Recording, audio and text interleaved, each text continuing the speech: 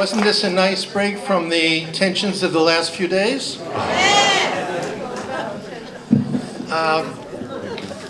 Omar, what a wonderful film. Thank you so much.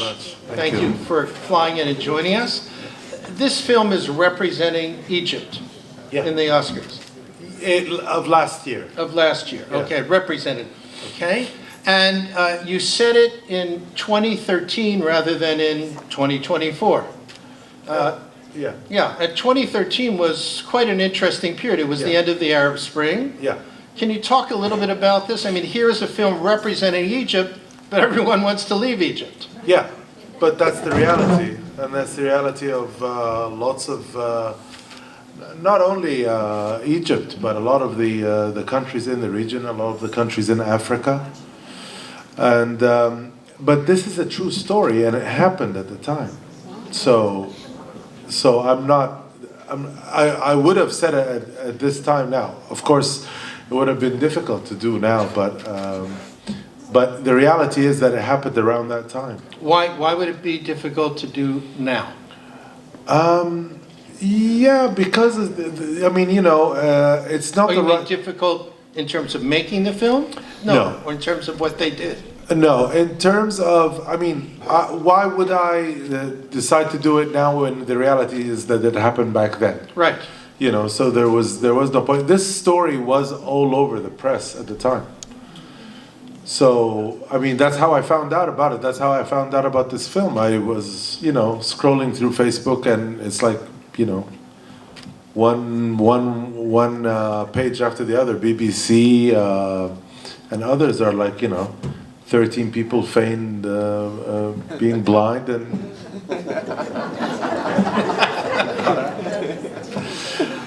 this was your first dramatic film. You've had quite a career as a commercial filmmaker. yeah, I've shot hundreds and hundreds of commercials. And why did you take this jump? No, because I always wanted to. What I always wanted to do was to make movies.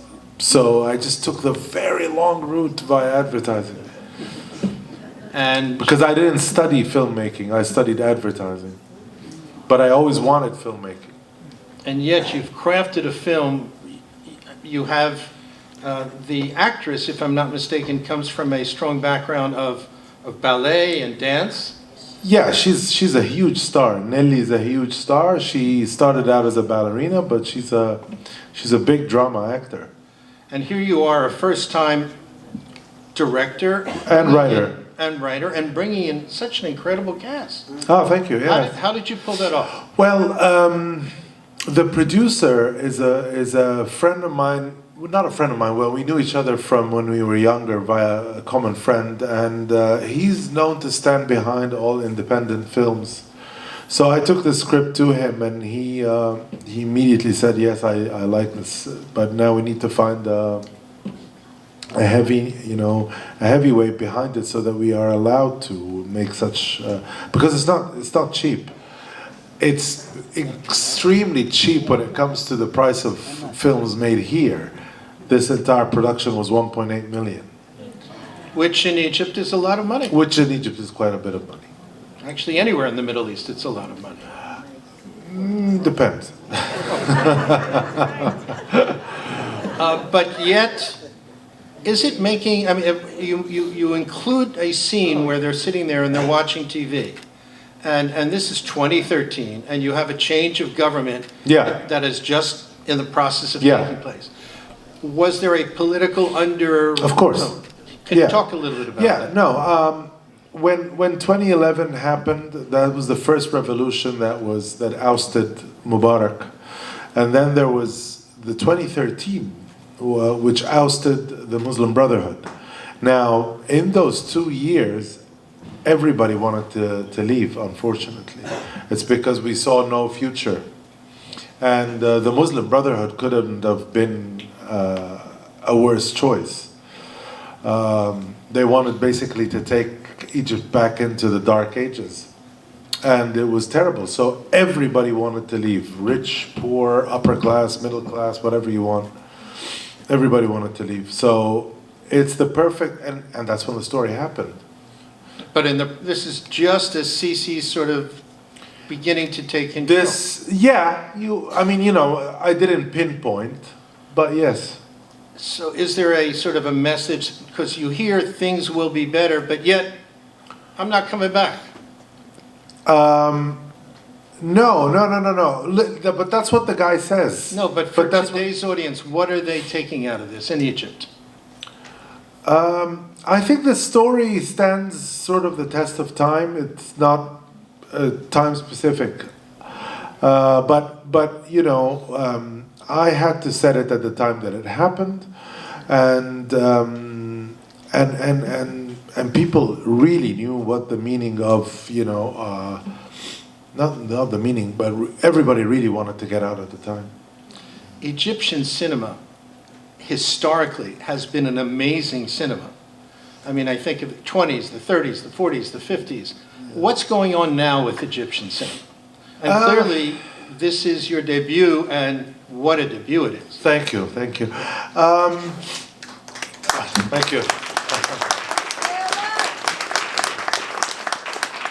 I'm sorry, I got some sinus problems. I was on the plane today, so.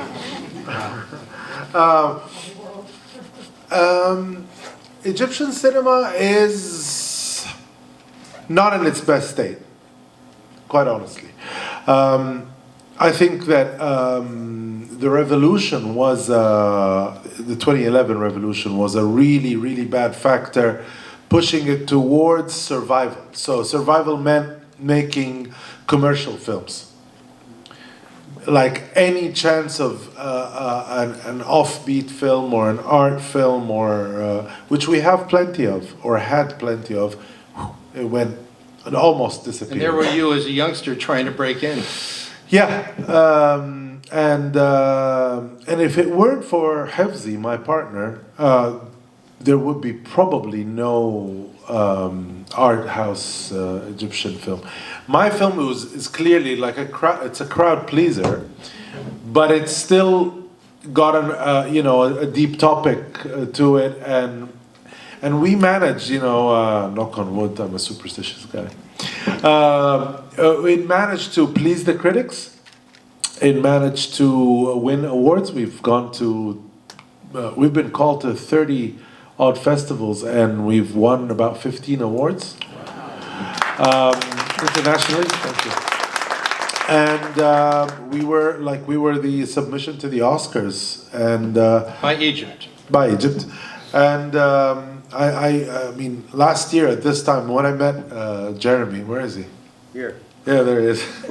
When I was promoting the film in LA and New York, and so many people saw it, and like it had a huge support.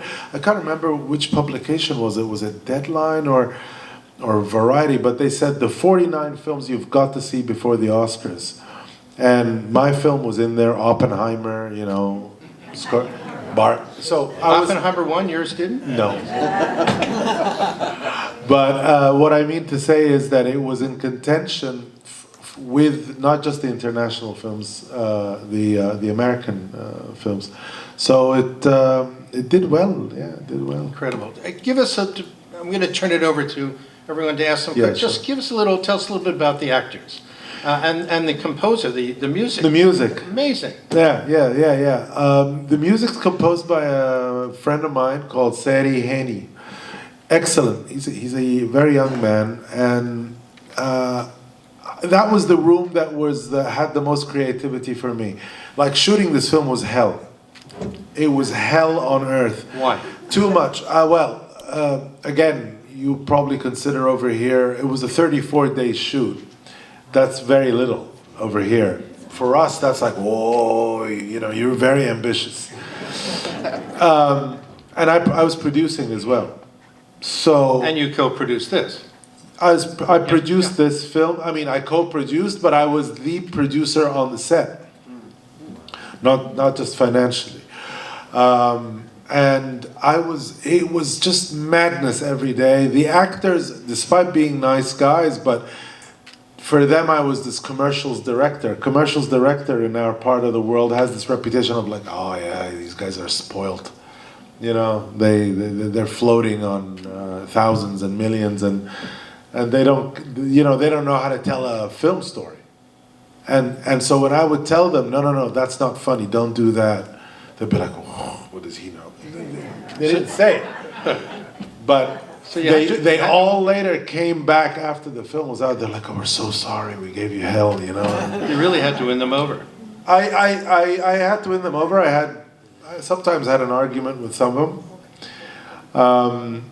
But I was never too tough. But so to be a financial, filmmaking is or being a director is the job of answering 1 million questions a day. You're literally, I think Hitchcock said that, but you're answering questions all the time, and when you add the stress of finance to that, not only are you answering actors or technicians, you're answering to, some line producer going, we can't get the 30 extras, we're going to give you 10, and you're trying to solve that all the time. It was crazy.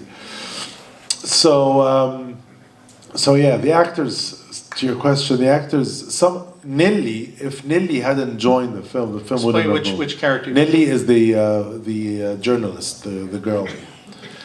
The dancer. Yeah, the dance, yeah. She is a huge actress, and she came in for very little.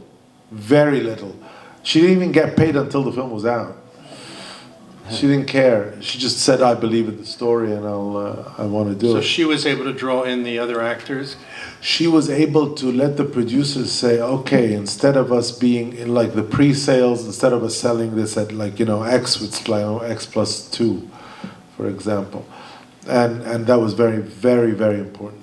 And the other actors, well-known actors in Egypt? The star of the film, Hassan, he does TV series. There are two different markets, It's kind of like here. Yeah. I mean, but like for example, somebody like Kevin Spacey was in film before he did House of Cards, but yeah, if you take Bryan Cranston, that his landmark was Breaking Bad, despite all the other roles.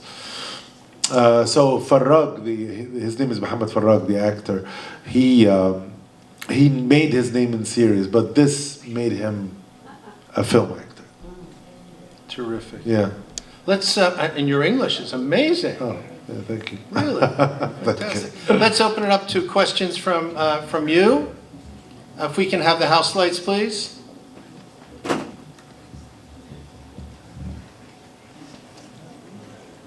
I see a hand in the back. Yeah. If you could please stand up. Yeah, and I will repeat for everyone. Yes. Thank you. That was amazing. It was a stunning film. Thank you. Something that really came up to me was that every time you switch to a new scene, the transitions that you had were either like thematic, like tied between the last one, or like there was some sort of like sonic element to it that all tied them together. So I'm wondering, was that something that you came up during the writing and scripting, or was that something that came up during the editing room? You know what? 95% of what you're looking at was scripted. Yeah, everything was, if you look at the script versus the film, it's almost identical. Almost. I think there's a bit of changes in the edit in the first maybe 10 scenes. Like maybe number one was always number one, but maybe like number 3 was number 7, so I brought that out, there. But everything else was scripted. Yeah. Other questions? Yes. Yes, sir. Yeah. Hi, how much did you pay for the Who song? I'm being facetious. Yeah. How much did you pay for the? Who's the song? Teenage Wasteland. No, what's it called? No, it's not called. It's Baba O'Reilly. Baba O'Reilly. You'll be surprised. We paid very little. First, the post producer was going after it, and my producer said, "No, forget it, Omar. We're not going to pay $100 grand or whatever." I said, no, we're going to keep after it. And we tried another piece of music. I ended up pushing until I got it for 16,000. You knew you wanted that song.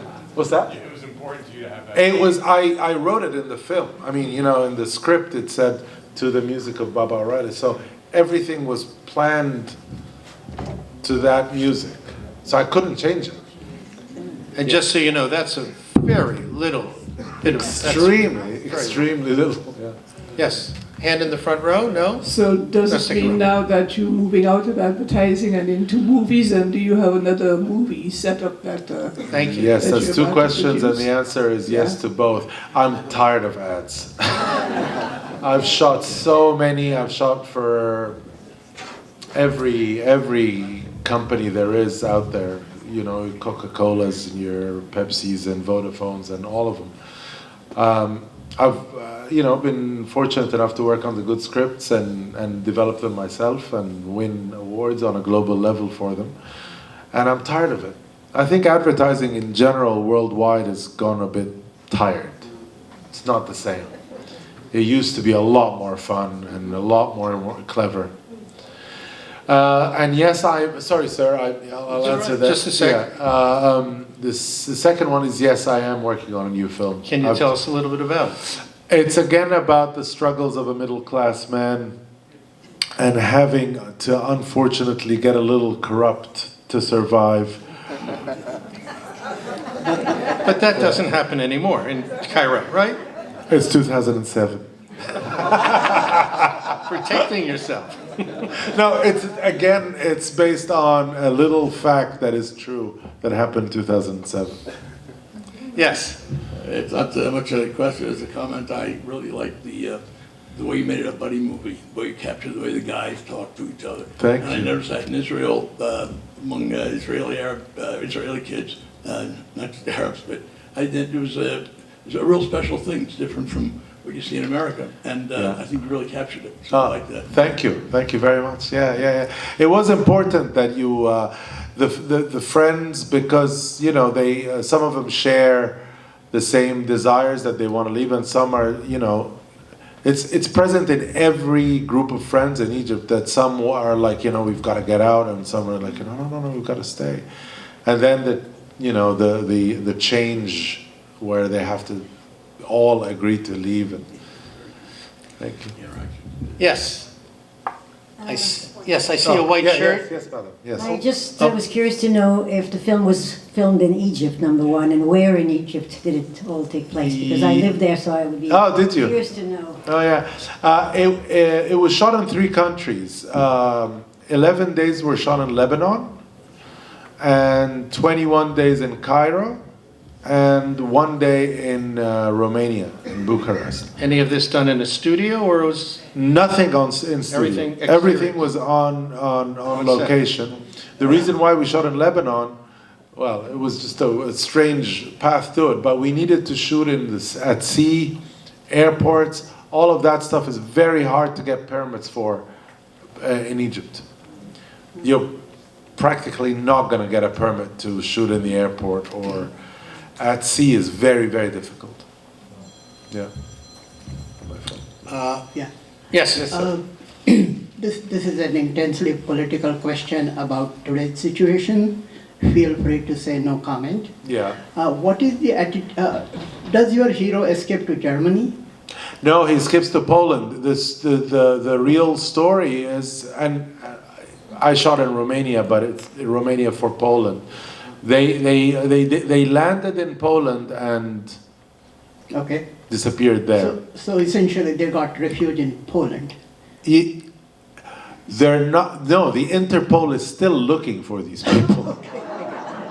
Seriously? Yeah, And No. did your film make it any worse? for sure. So my question was, what's the Polish attitude towards? No idea. Okay. Thank you. No You idea. have to remember 2013 was really the height Yeah. of the Syrian Syrian refugees. Yeah. Yeah.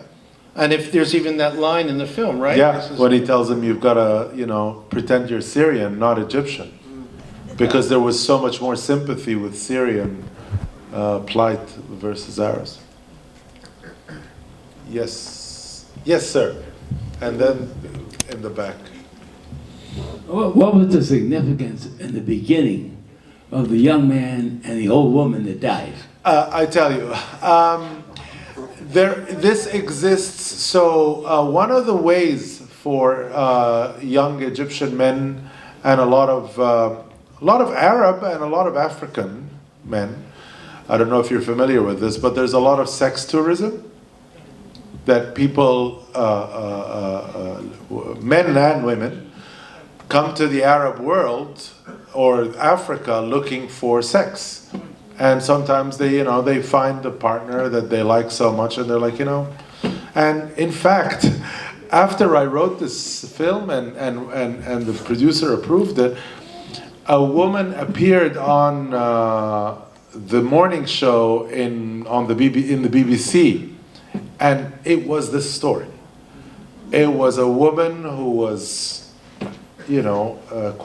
quite old, and she was married to a 23-year-old guy, Egyptian. She met him on the beach, and she stayed with him. They became lovers, and she stayed with him. He moved to the UK. So it was to show that this man is, he's looking to get out by any means possible. Whoever is going to be his, whatever his ticket is, he's up for it. Now the fact that she passed away is just humor, but it's a reality. Yeah.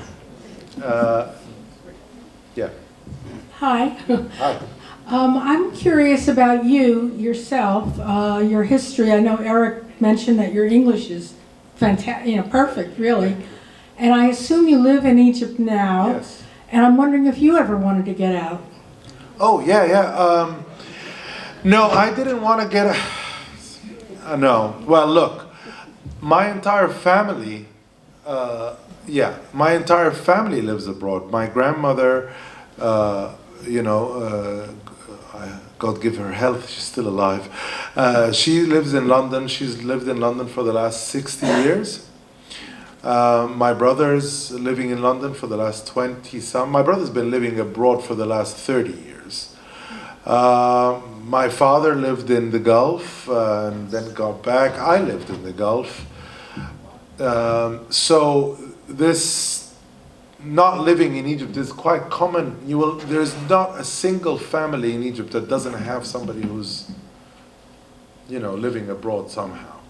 So but I lived in Italy when I first graduated. I was directing in television, and my brother and I lived together. And I said to my brother, my brother's called Ahmed. I said, Ahmed, you know what? I'm going back to Cairo because if I have just that little bit of talent, I want to go back and give it to my country. And I stayed. That was in '98. Thank you. So that but what I wanted to do at the time was to immediately do something about advertising because I felt like I could. And within 5-6 years, me and a bunch of people, we all used to work at Le Burnett. It's a famous American advertising agency out of Chicago. And we managed to revolutionize the business in Egypt, and consequently, we revolutionized the entire region. And now the Arab world is quite strong when it comes to advertising. Every year at the Cannes Lion Awards, they win about 30-40 lions. And you've won several of them yourself. I've won in other festivals. I was shortlisted in Cannes, and I've won the Grand Prix in various festivals around the world, from Asia to America. We have time for three. Do we have time, Jeremy? For two more. The gentleman in the back has been raising his Just hand 1 second. forever, yeah. Jeremy, how much time do we have? You're okay. We're okay? We're okay. Okay. I would like to ask you. Yes, sir.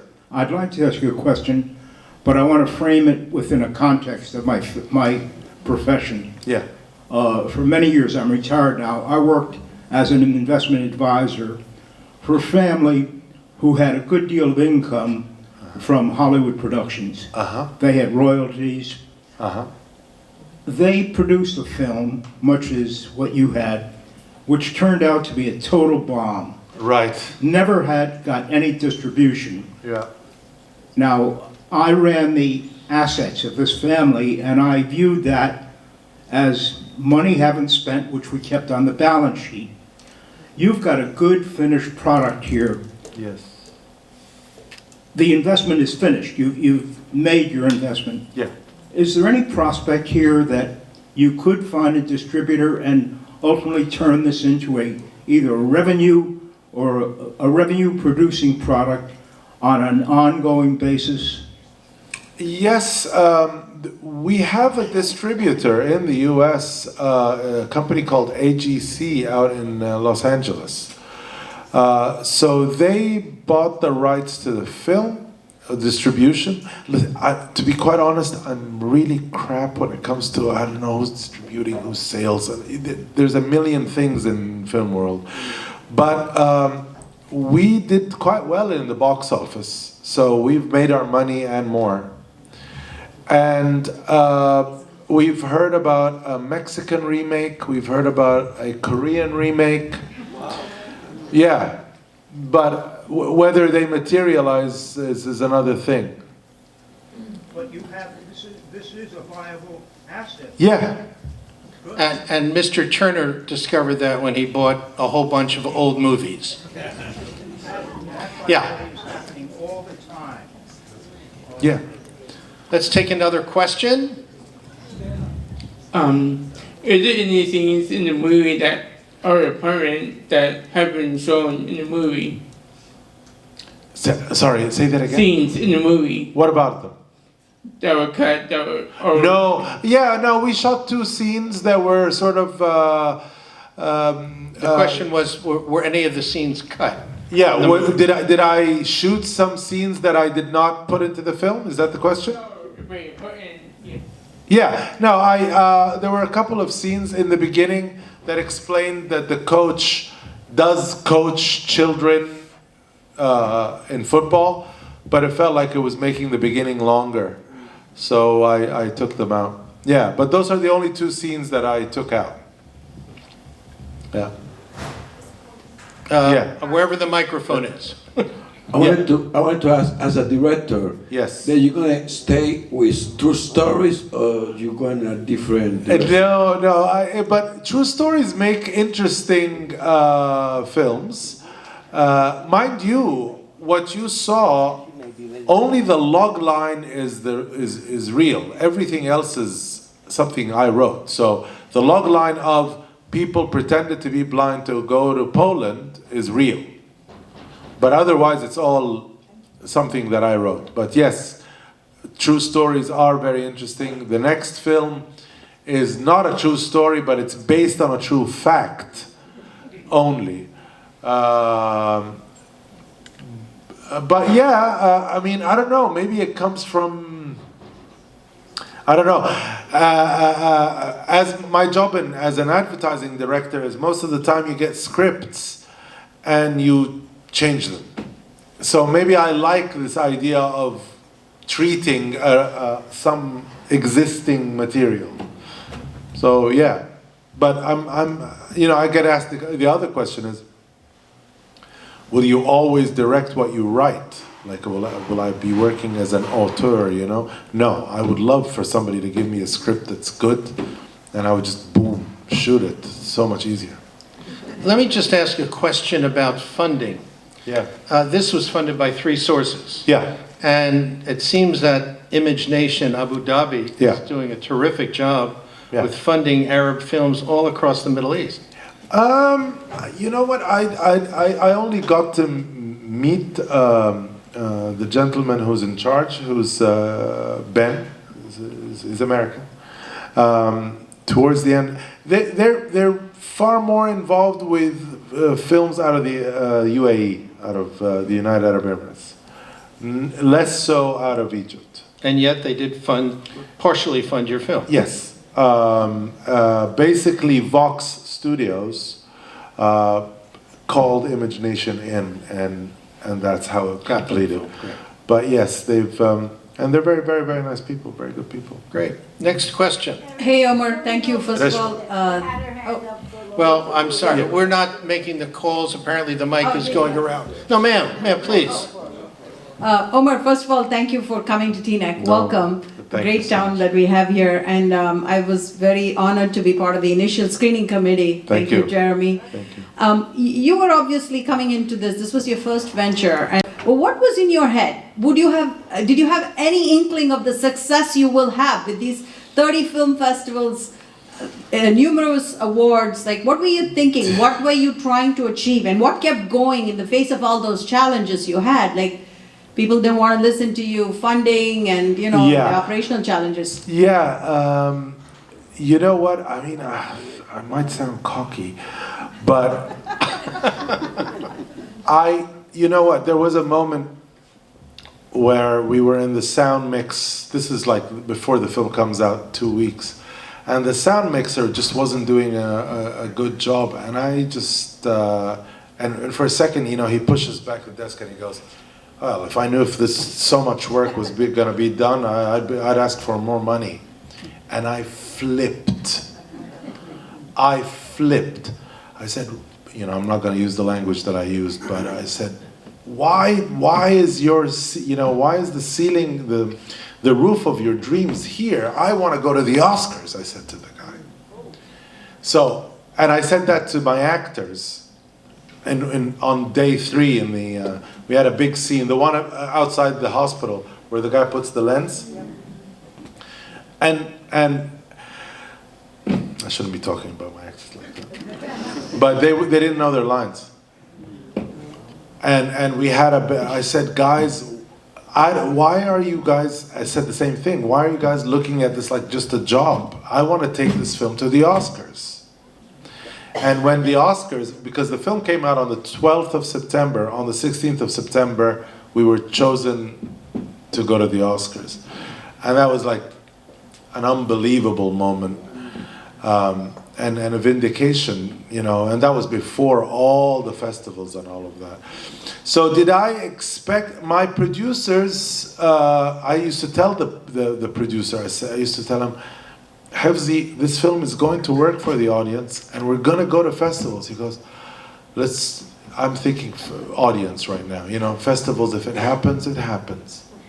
And when we went to Rotterdam, which is a very important festival, we won the audience award. We were one of the top 3. We were the 3rd. And that, from Rotterdam, we just went all over. And I turned to the people because 2 people voiced their opinion to him and said, yeah, maybe some festivals, but not a lot. I looked at them and I said, next time, believe just a little bit more. How did the selection take place within Egypt that your film would represent the country? There's a committee of, I think, it's 14 people. Most of them filmmakers? They're all in film. Critics, production designers, writers, directors, DOPs. And apparently they had chosen a film. They had already chosen a film. But then there was the private screening of my film. And they quickly said, no, we've got to do another vote. Wow. Yeah. And apparently my film won 13-1. This happened in 4 days? In 2 days. Yeah. And you say, did you actually make it to the Oscars? Well, yeah, there was a publication. No, we didn't make it to the final 15. It goes to the 15 right. And then the 5. But we really had almost nothing as a publicity budget. Which is what the Oscars are all about. All about. And the fact that I didn't come from a big festival, particularly the category of international film, And last year was a super year for international film. There was Anatomy of a Fall, there was Perfect Days by Wim Wenders, there was Io Capitano. There was a bunch of excellent international films. So it's very hard to get into the list, let alone without coming from an A-list festival, without coming from a festival, period. The film literally just came out. And there you were, an unknown, without a great publicist, but now you are known. So I'm hoping for the next film, yes. The mic is where? Yes. My question has to do with the credits at the beginning of the film. I always find it fascinating how creative the graphics are when you first open a film. Yeah. How involved were you in that from your commercial background or just in general? Yeah, no. That was an afterthought. Okay, so I wanted to make sure that everybody understands the political background of what was happening at 2013. So Egyptians will remember everything that you're seeing in that animated sequence because it all has to do with what the Muslim Brotherhood were doing to the political scene. Morsi. Yeah, Morsi's people. And so it was important to remind all the audience without forcing it of what the political scene was like in 2013 that would urge people to want to leave. So yeah, I thought of that because the film was supposed to come out in June and then suddenly we said it's coming out in September. I said, all right, that gives me a month at least to do the animated sequence. And I took it to a very good animation house. And I said, I want to do something in the vein of Saul Bass, who had done all the Hitchcock films. One of the great titleists. Yeah.